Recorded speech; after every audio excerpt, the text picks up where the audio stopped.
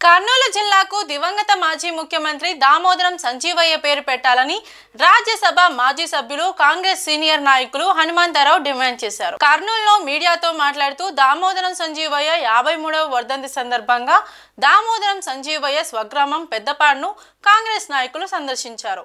రాజకీయాలలో మచ్చలేని నాయకుడు దామోదరం సంజీవయ్య అన్నారు. ఆయన సేవలు గొప్పతనం భవిష్యత్తు తరాలకు తెలియాలంటే ఆయన నివాస స్థలంలో స్మృతివనం లైబ్రరీ ఏర్పాటు చేయాలని కోరారు.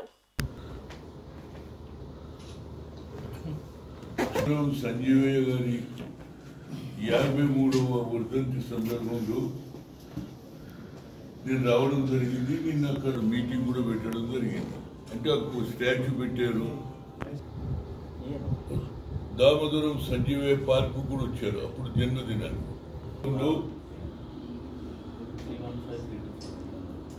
ఆ రోజు సాఫ్ట్వేర్ వచ్చింది, హార్డ్వేర్ వచ్చింది. ఆ రోజులలో ముఖ్యమంత్రి కావడం అంటే చాలా అనుభవం కలిగిన వ్యక్తి, పండితుడు.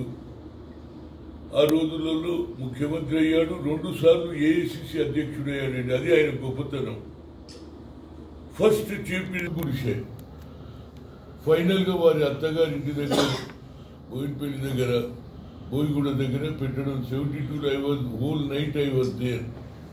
వెంకట్రావు వచ్చి చీఫ్ మినిస్టర్. ఆయన గొప్పతనం ఏంటంటే లేబర్ అండ్ ఎంప్లాయ్మెంట్ మినిస్టర్ చేసిండు. కేంద్రంలో పెన్షన్ ఇప్పించిండు, బోనస్ ఇప్పించిండు. పేదవాళ్ళకు చేయాలని వాళ్ళకు పెన్షన్లు, అదేవిధంగా ఇల్లు కూడా ఇప్పించిన ఘనత.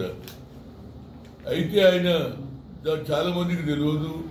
ఆయన మీద కొందరు కంప్లైంట్ చేశారు. తెలుసు కదా, ఎవరు ముఖ్యమంత్రి అయితే 2వ రోజు కంప్లైంట్స్ పోతాయి కదా, అలాంటి కంప్లైంట్ చేశారు. సార్ ఈజ్ వింటింగ్ మనీ, కోట్లు సంపాదించేస్తున్నాడు, మీరు పెట్టిన అర్జెంట్ కానీ సంపాదిస్తుందని హైకమాండ్ చెప్తే హైకమాండ్ వాళ్ళు 2 పంపించారు సీనియర్ నాయకులను. దేవులాడుకుంటా కర్నూలు వచ్చింది. ఏ ఊరు అంటే ఆ ఊరితో పోయి చూస్తే ఆ గుడిసె చూసి ఒక్కసారి అప్సెట్ అయిపోయి చక్కగా పోయి మళ్ళీ హైకమాండ్కు చెప్పారు. అంటే పిసిసి ప్రెసిడెంట్, ఏఐసిసి ప్రెసిడెంట్ 2 సార్లు ముఖ్యమంత్రి, ఆ తర్వాత లేబర్ మినిస్టర్ అయినా నా ఉద్దేశంలో ఆయన ఏం సంపాదించాలంటే సొంత ఇల్లు లేదు. That is the point. Own house లేదన్నాడు ఎవడన్నా ఉన్నాడా ఈ దేశంలో? ఒకసారి ఒక కార్పొరేటర్ అయితేనే 3 ఫ్లోర్లు వేస్తాడా లేదా? అది ఆయన నీతి నిజాయితీ.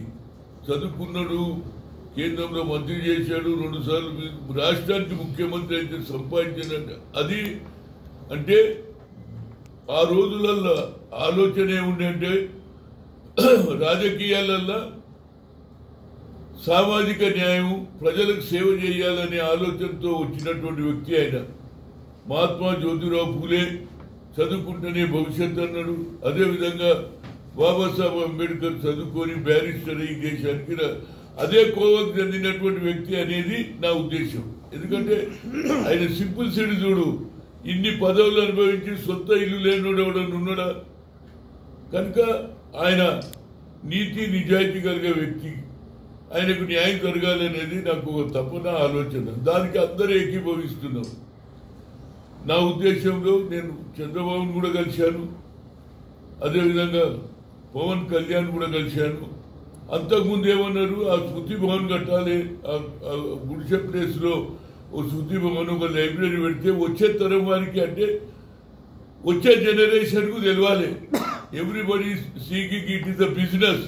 పాలిటిక్స్ అంటే డబ్బులు పెట్టాలి, డబ్బు సంపాదించాలి అనే ఆలోచనను మార్పు రావాలంటే ఇలాంటి వ్యక్తి హిస్టరీ వచ్చే తరంకు తెలవాలి అనేది నా ఉద్దేశం. దానికి నేను లాస్ట్ టైం పవన్ కళ్యాణ్ గారు శృతి భవన్ అంటే 1 crore అన్నాడు, జగన్మోహన్ రెడ్డి 2 కోట్లు అన్నాడు. ఆయన ఇయ్యలే. ఇప్పుడైతే అయిపోయింది. నేను అడిగితే తప్పనిసరిగా చేస్తా అన్నాడు. నాది ఒకటి శృతి భవన్ కట్టియాలి. దాని మీద నిన్న హైదరాబాద్ లో ఆయన స్టాచ్యూకు, ఆయన సమాధి సంజీవయ్య పార్కు పోయి ఇక్కడికి వచ్చిన, అక్కడ కూడా ఉన్న ప్రభాకర్ మంత్రి అన్నాడు, తప్పనిసరిగా మనం సీఎం తోటి కూడా మాట్లాడదాం, వాళ్ళతో కూడా మాట్లాడతాం. ఇది మంచి, ఇది వచ్చే తరం వారికి తెలిసే ఆలోచన అనే ఉద్దేశంలో శృతి భవన్, దాంతో పాటు జిల్లా పేరు పెట్టంటున్నారు. అందరి పేర్లు పెడుతున్నారు కదండి, అల్లూరి సీతారామరాజు, రాజశేఖర్ రెడ్డి అందరు పెట్టుకున్నారు. బట్ నేనే సింబాలిక్ ద వై సంజీవయ్య జిల్లా పెట్టాలంటే ఆయన సింపుల్ సిటీ, రాజకీయాలలో చిన్ని స్థాయికి వెళ్ళి చదువుకొని ఈ స్థాయికి రావడం, డబ్బు సంపాదించలే, అది పాయింట్. అంటే ముందు భర్త చంపిరా లేదా, సింధు అంటే బొట్టే, బొట్టును తీసేసి అనేది పెట్టిన operation Sindhu. That is the government ఏదైతే డిఫెన్స్ వాళ్ళు ఆపరేషన్ సింధు అంటే, మీరు సింధును అంటే ఆడ మొగని చంపేస్తే ఆ బొట్టు పోతుంది కదా, అందుగురించి ఆపరేషన్ సింధు అంటారు. ఏదైనా దీనికి కూడా ఆల్ పార్టీ మద్దతు ఇచ్చిందండి. ఎప్పుడైతే కశ్మీర్లో జరిగినటువంటి ఉందో, పహల్గామ్లో జరగడంతో అన్ని పార్టీలు కలిసిండ్రు. ప్రధానమంత్రికి, అమిత్ షాకు అందరికి కూడా గో హెడ్ అన్నారు. మొత్తం మీద ఇలాంటి చర్యలు వాళ్ళు ఎవరైనా డెవలప్మెంట్ చేసుకోమనండి. ఎంతసేపటికి పక్క రాష్ట్రంలో అటాక్ చేయడం, పేర్లు అడిగి చంపడం, ఇవన్నీ ఇది అన్వాంటెడ్, అసలు ప్రజలలో రెచ్చగొట్టే పని. కనుక ఇవాళ ఇప్పటికన్నా వాళ్ళ ఆలోచనలో మార్పు రావాలని ఇలాంటి సంఘటనలకు వెపన్స్ పెట్టే, డబ్బులు పెట్టే బదులు దాని వల్ల 10 మందికి ఇల్లు కట్టిస్తే, ఉద్యోగాలు ఇస్తే బాగుంటుందని నేను పాకిస్తాన్ వాళ్ళని కూడా కోరుతున్నాను. ఇలాంటి ప్రజలలో కూడా మార్పు రావాలి. ఎందుకంటే ఎంతసేపటికి యుద్ధం అంటే అది అంటే జమ్మూ కాశ్మీర్ స్విట్జర్లాండ్, ఎవరు వచ్చినా యాత్రికులు పోతేనే వాళ్ళ బతుకు తెరుగు కదా, అక్కడ ఏమి ఇన్కమ్ లేదు. నేను జమ్మూ కాశ్మీర్ ఇన్ఛార్జ్ కూడా ఉంటే ఏది ఏఐసిసిలో. కనుక అలాంటి సంఘటనలు జరగొద్దని, వాళ్ళలో కూడా మార్పు రావాలని. ఏదో యుద్ధం చేస్తే ఏమవుతుంది, మనం అందరికీ తెలుసు భారతదేశమే పవర్ఫుల్ ఉన్నది, అక్కడ ఏమి లేదు. మేమే నీళ్ళు ఇవ్వాలి వాళ్ళకు, ఇవన్నా లేదు. మేము వాటర్ మనం చేస్తే వాటర్ అన్ని అనుకూలం.